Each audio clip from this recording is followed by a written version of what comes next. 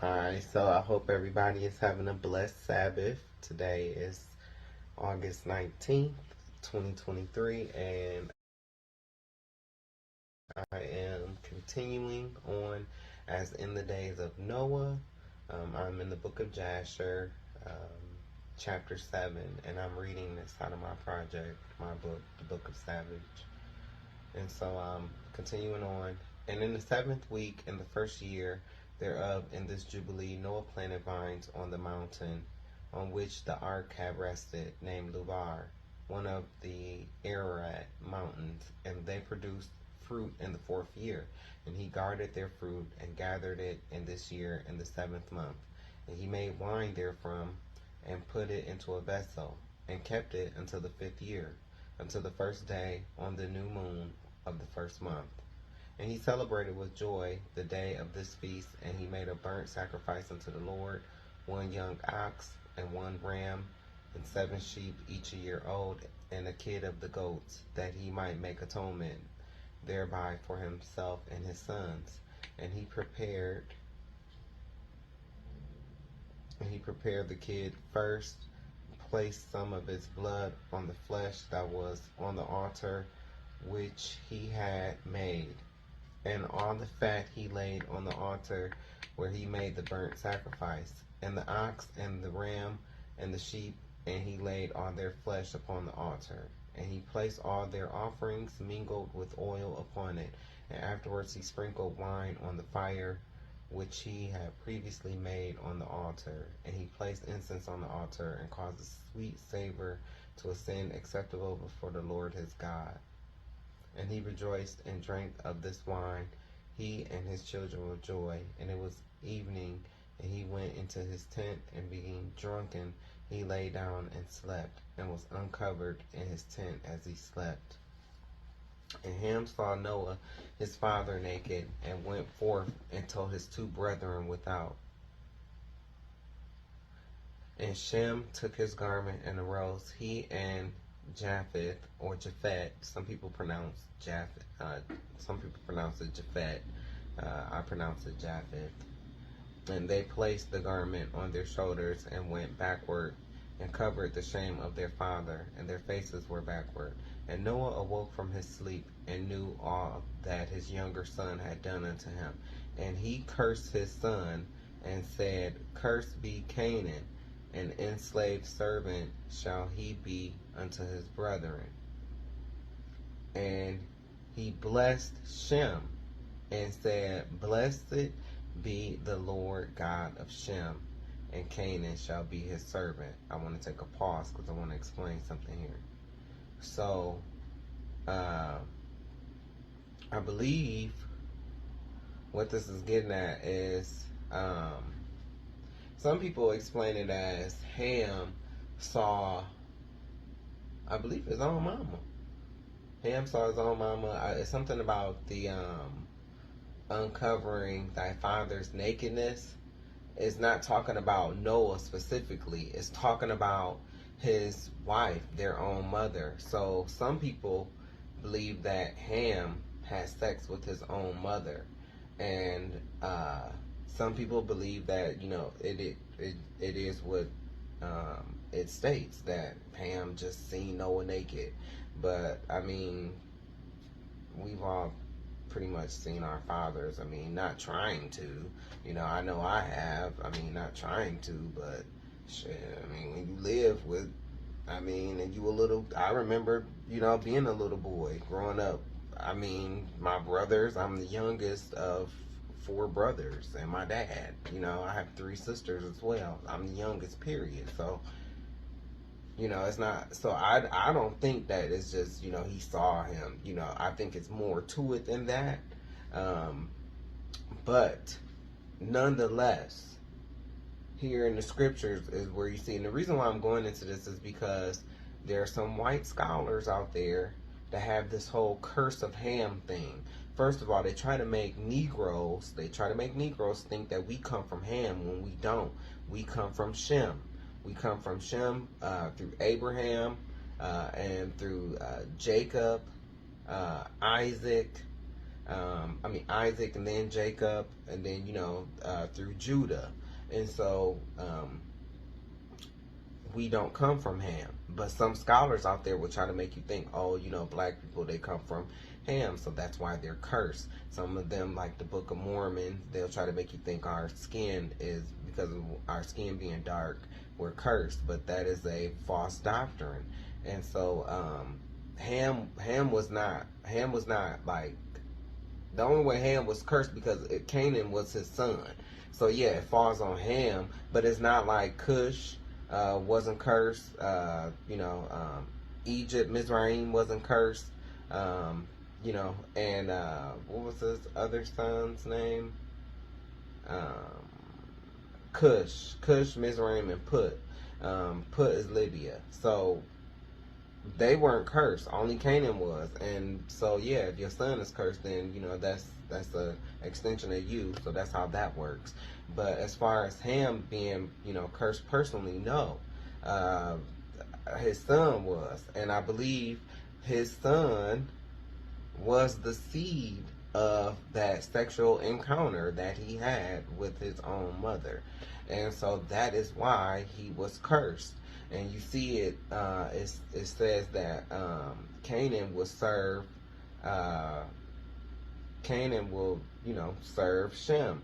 And so fast forward, and this is why when we ran into Africa, this is why we had to fight wars with them. This is why they sold us to the Arabs. This is why, because Negroes and Ethiopians, Egyptians, Libyans, we don't have the same bloodline. We're not the same people. So when you hear that Africans sold Africans, that's crap. Africans sold Negroes. And so, so that's why I had to stop and read this, because the white folk will make you think that because we come from Shem, because Ham is African, was the African race, that they'll try to make you think we come from Ham, but we don't. We come from Shem. And so just wanted to let that be known. Okay. And going on, God shall enlarge Japheth, and God shall dwell in the dwelling of Shem, and Canaan shall be his servant. And Ham knew that his father had cursed his younger son, and he was displeased that he had cursed his son. And he parted from his father, he and his sons with him, Cush and Mizraim and Put and Canaan. That boy left with an attitude. He was pissed. See, that's why the Africans, that's why they went on with that African spirituality. They formed their own thing because they were mad at Noah. So they have their own problems, stemming back to Noah. So yeah, and he built for himself a city and called its name after the name of his wife, Ne Elatamauk. And Japheth saw it and became envious of his brother, and he too built for himself a city, and he called its name after the name of his wife, Adatenesis. And Shem dwelt with his father Noah, and he built a city close to his father on the mountain, and he too called its name after the name of his wife, Sejetelebab. I'm so sorry I'm butchering these names. And I just want to point out, I did put each of these names into Google and asked how to pronounce, and nothing came up. So, hey, I'm on my own here. I'm sounding it out as I go. And behold, these three cities are near Mount Lubar, Sejetelebab fronting the mountain on its east, and not Elatamauk on the south, and Adatenesis towards the west. And these are the sons of Shem, Elam, Ashur, and Aprakshad. This son was born 2 years after the flood, and Lud and Aram. The sons of Japheth, Gomer, Magog, and Madai, and Javan, Tubal, Meshach, and Tiras.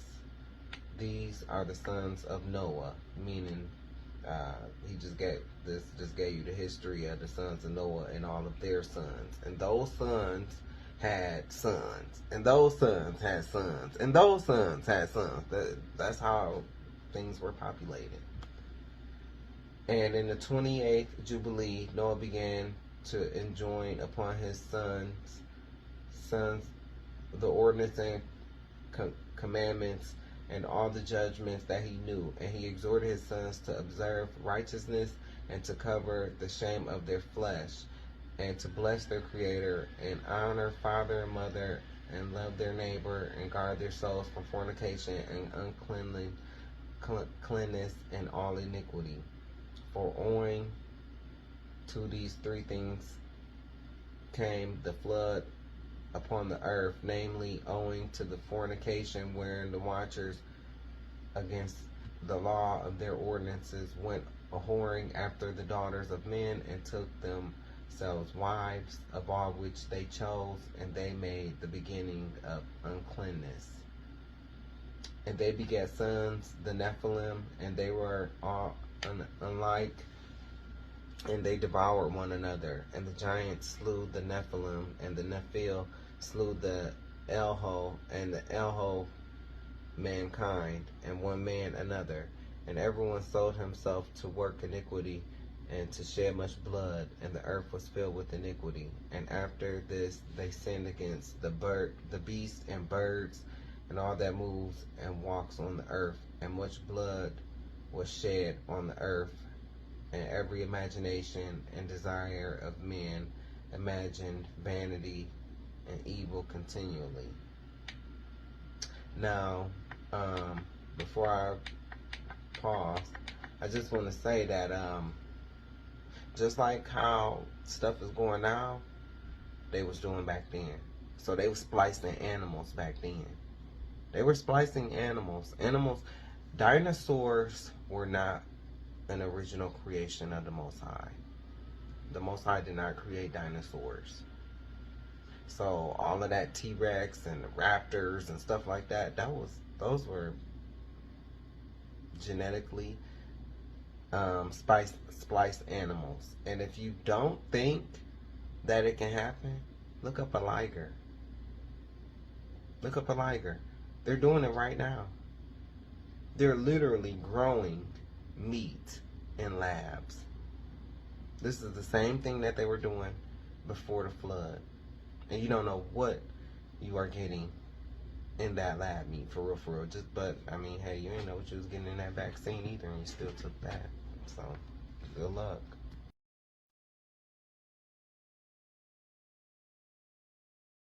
Alright, continuing on. And the Lord destroyed everything from off the face of the earth because of the wickedness of their deeds and because of the blood which they had shed in the midst of the earth. He destroyed everything. And we were left, I and you, my sons, and everything that entered with us into the ark. And behold, I see your works before me, that ye do not walk in righteousness, for in the path of destruction ye have begun to walk, and ye are parting one from another, and are envious one of another. And so it comes that ye are not in harmony, my sons, each with his brother. For I see and behold, the demons have begun their seductions against you and against your children. And now I fear in your behalf that after my death ye will shed blood of men upon earth, and that ye too will be destroyed from the face of the earth. For whoso sheddeth man's blood, and whoso eateth the blood of any flesh, shall all be destroyed from the earth. And there shall not be left any man that eateth blood, or that sheddeth blood of man on the earth, nor shall there be left to him any seed or descendants living under heaven. For into Sheol shall they go, and into the place of condemnation shall they descend, and into the darkness of the deep shall they all be removed by a violent death. There shall be no blood seen upon you. Of all the blood there shall be all the days in which ye have killed any beast or cattle or whatever flies upon the earth, and work ye a good work to your souls by covering that which has been shed on the face of the earth. And ye shall not be like him who eats with blood, but guard yourselves that none may eat blood before you. Cover the blood, for thus I have been commanded to testify to you and your children together with all flesh. And suffer not the soul to be eaten with the flesh, that your blood, which is your life, may not be required at the hand of any flesh that sheds it on the earth. For the earth will not be clean from the blood which has been shed upon it. For only through the blood of him that shed it will the earth be purified throughout all its generations.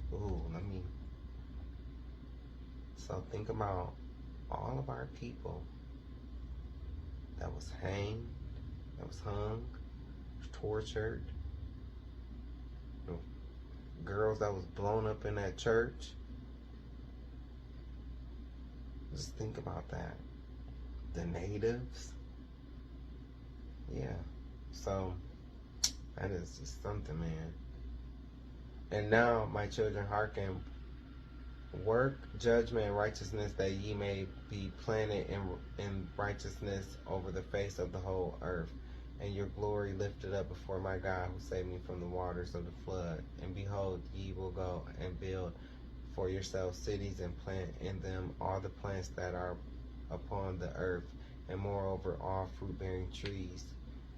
For 3 years the fruit of everything that is eaten will not be gathered, and in the 4th year its fruit will be accounted holy, and they will offer the first fruits acceptable before the Most High God, who created heaven and earth and all things.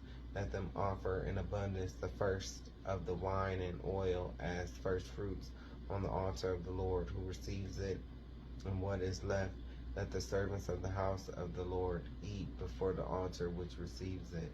And in the 5th year make ye the release, so that ye release it in righteousness and uprightness, and ye shall be righteous, and all that you plant shall prosper. I just want to point out, because I just had a thought, this is for all the people that say, all the people like my very own dad that say, oh, we don't got to do that no more, that's done away with. Okay, well, this was before the law. See, he given these feasts and holy days before the law of Moses, because he said these feasts and these holy days was to last forever. That's why he told you that the Sabbath was the 7th day of the week, and he told you that back in Genesis. That was before the law of Moses. So that's how you know you're wrong. We are to follow these feasts and holy days. We are to follow the biblical Sabbath. He said that this will be for us throughout generations, forever. Forever. That means that even after the second coming of Christ. And if you don't believe me, read Isaiah 66, go all the way to the bottom and read you. And it says from Sabbath to Sabbath what we're going to be doing. And in the 5th year, make ye the release, so that ye release it in righteousness and uprightness, and ye shall be righteous, and all that ye plant shall prosper. For thus did Enoch, the father of your father, command Methuselah his son, and Methuselah his son Lamech, and Lamech commanded me all the things which his fathers commanded him. And I also will give you commandment, my sons, as Enoch commanded his son in the first jubilees while still living. The 7th in his generation he commanded and testified to his sons and to his sons' sons until the day of his death. Okay, so this is going on in chapter 8. In the 29th jubilee, in the first week, in the beginning thereof, Aprakshad took to himself a wife, and her name was Razu Asia, the daughter of Susan, the daughter of Elam, and she bare him a son in the 3rd year in this week. And he called his name Canaan. And the son grew, and his father taught him writing and he went to seek for himself a place where he might seize for himself a city. And he found a writing which former generations had carved on the rock, and he read what was thereon, and he transcribed it and signed owning to it. For it contained the teaching of the watchers, in according with which they used to observe the omens of the sun and moon and the stars and all the signs of heaven. And he wrote it down and said nothing regarding it, for he was afraid to speak to Noah about it, lest he should be angry with him on account of it. And in the 13th Jubilee, in the second week, in the first year thereof, he took to himself a wife, and her name was Milcah, the daughter of Madai, the son of Japheth. And in the 4th year, he begat a son, and called his name Shelah, for he said, truly I have been sent. And in the 4th year he was born, and Shelah grew up and took to himself a wife, and her name was Mu'ach, the daughter of Kesed, his father's brother, in the 130th Jubilee, in the 5th week, in the first year thereof. And she bare him a son in the 5th year thereof, and he called his name Eber. And he took unto himself a wife, and her name was Azurad, the daughter of Nebrah, in the 32nd Jubilee, in the 7th week, in the 3rd year thereof. And in the 6th year thereof she bare him a son, and he called his name Peleg. This is Abraham's. For in the days when he was born, the children of Noah began to divide the earth amongst themselves. For this reason he called his name Peleg. And they divided it secretly amongst themselves and told it to Noah. And it came to pass in the beginning of the 33rd Jubilee that they divided the earth into 3 parts for Shem and Ham and Japheth, according to the inheritance of each. In the 1st year, in the 1st week, when one of us who had been sent was with them, and he called his sons, and they drew nigh to him, and they and their children, and he divided the earth into the lots, which his 3 sons were to take possession in, and they reached forth their hands and took the writing out of the bosom of Noah their father. And there came forth on the writing as Shem's lot, the middle of earth, which he should take as an inheritance for himself and for his sons, for the generations of eternity, from the middle of the mountain range of Rapha, from the mouth of the water, from the river Tina. And his portion goes toward the west through the midst of this river, and it extends till it reaches the water of the abysses, out of which this river goes forth and pours its waters into the sea Mayat. And this river flows into the great sea. And all that is towards the north is Japheth's, and all that's toward the south belongs to Shem. And it extends till it reaches Carasso. This is in the bosom of the tongue which looks toward the south.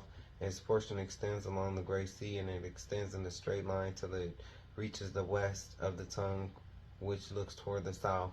For this sea is named the tongue of the Egyptian sea, and it turns from here towards the south, towards the mouth of the great sea on the shore of its waters, and it extends to the west to Ephra, and it extends till it reaches the waters of the river Gihon, and to the south of the waters of Gihon to the banks of this river.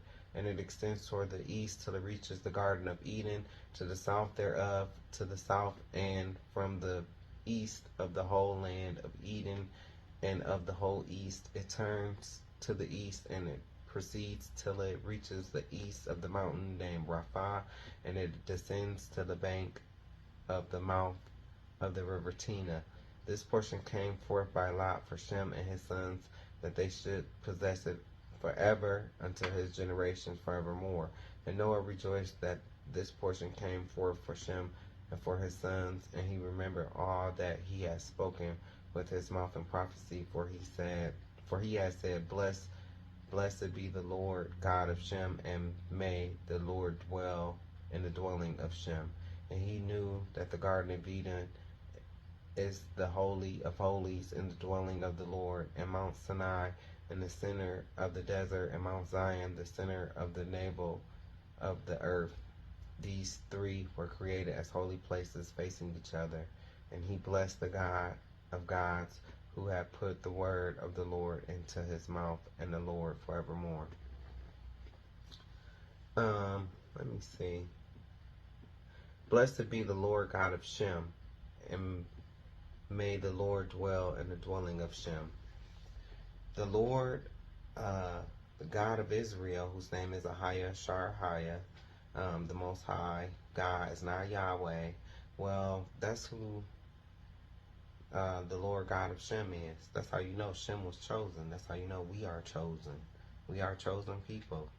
Because Shem was the only one that stayed close to Noah. Shem was the only one that stayed close to Noah. The other two had branched out, and then they got jealous of each other. You know, Ham went out because he was mad at his daddy, and then so he built his own stuff. You know, that attitude. And then Japheth saw that, got jealous, built his own. Shem was the only one that stayed close to Noah and learned the actual history, learned the the prophecy, the future, and everything else. And so that's why Shem is so blessed. So, all right, continuing on, and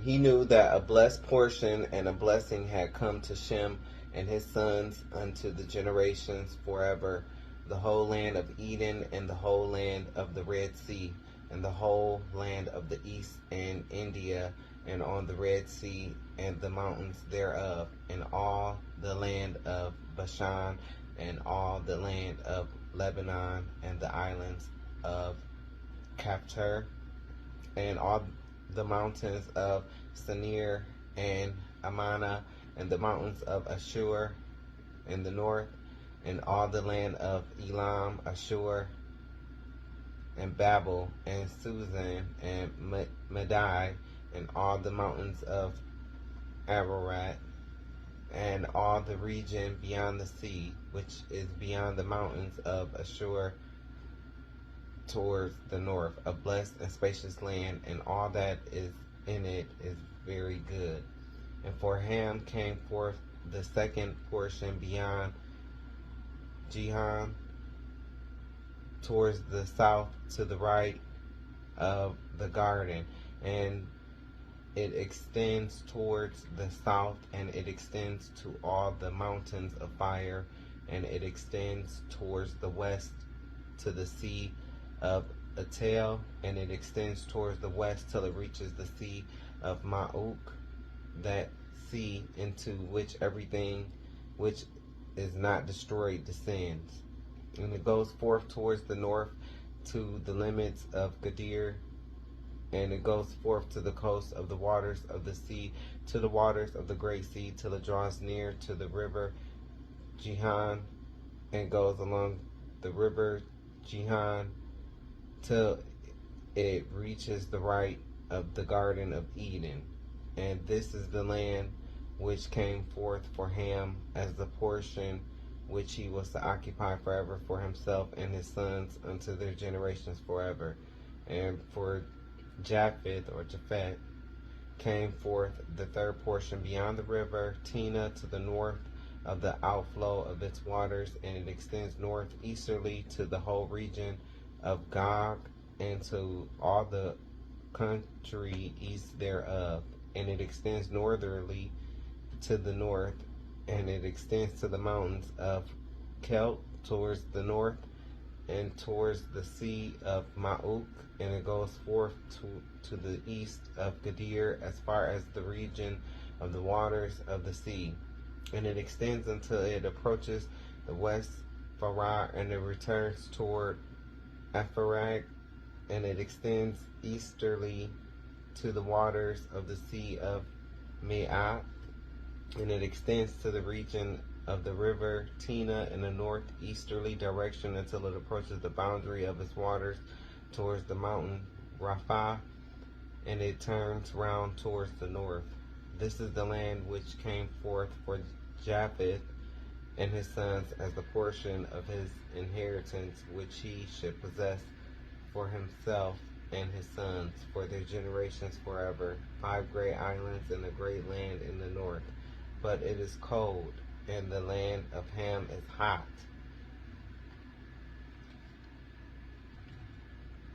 So the people of Japhet right here is making the exact distinction that their land is cold and the land of Ham is hot. So we know, that is Africa, because it's hot in Africa. Wow. Anyway, but it is cold, and the land of Ham is hot, and the land of Shem is neither hot nor cold, but it is a blended cold and heat. So that's how you know it's talking about the so-called Middle East, which is, I don't believe in that term. I always say the Middle East of what? Because Israel sits on the North Tectonic Plate of Africa. Our people ran through the Atlas Mountains to get down into Africa. So Israel sits on the North Tectonic Plate of Africa. Always remember that. So we're going into chapter 9. And Ham divided amongst his sons, and the first portion came forth for Cush towards the east.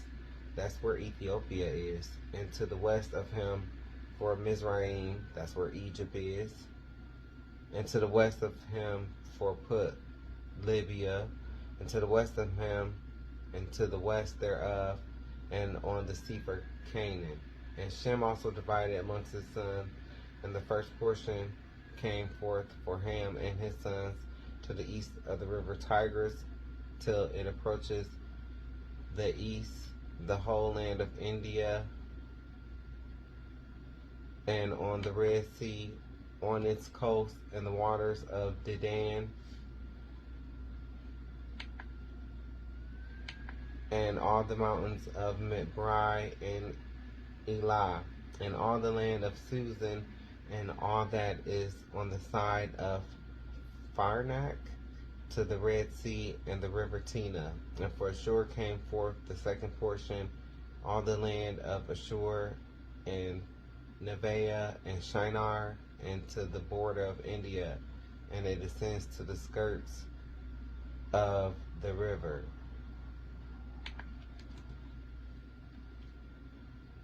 And for Aprakshad came forth the third portion, all the land of the region of the Chaldees, to the east of the Euphrates, bordering on the Red Sea, and all the waters of the desert close to the tongue of the sea, which looks towards Egypt, and all the land of Lebanon, and Sinir, and Ammana, to the border of Euphrates. And for Aram there came forth the fourth portion, all the land of Mesopotamia between the Tigris and the Euphrates, to the north of the Chaldees, to the border of the mountains of Ashur, and the land of Arara. And there came forth for Lud the fifth portion of the mountains of Ashur, and all appertaining to them, till it reaches the Great Sea, until it reaches the east of Ashur his brother. And Japhet also divided the land of his inheritance amongst his sons. The first portion came forth for Gomer to the east, from the north side to the river Tina, and in the north there came forth for Magog all the inner portions of the north, until it reaches the sea of Maat. And for Madai came forth as his portion, that he should possess from the west of his two brothers to the islands, and to the coast of the islands. And for Javan came forth the fourth portion, every island, and the islands which are towards the border of Lud. And for Tubal there came forth the fifth portion, in the midst of the tongue which approaches towards the border of the portion of Lud, to the second tongue, to the region beyond the second tongue, unto the third tongue. And for Meshach came forth the sixth portion, all the region beyond the third tongue, till it approaches the east of Gadir. And for Tiras there came forth the seventh portion, 4 great islands in the midst of the sea, which reached to the portion of Ham, and the islands of Kamaturi came out by lot for the sons of Apakshad as his inheritance.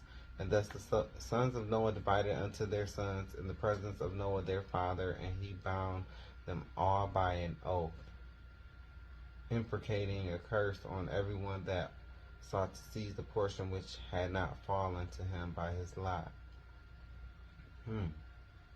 So could that be why the Middle East is still in so much turmoil today? Because they're trying to take land that does not belong to neither side. And they all said, so be it, for themselves and their sons forever, throughout their generations, till the day of judgment, on which the Lord God shall judge them with the sword and with fire for all the unclean wickedness of their errors, wherewith they have filled the earth with transgression and uncleanness and fornication and sin. This is chapter 10.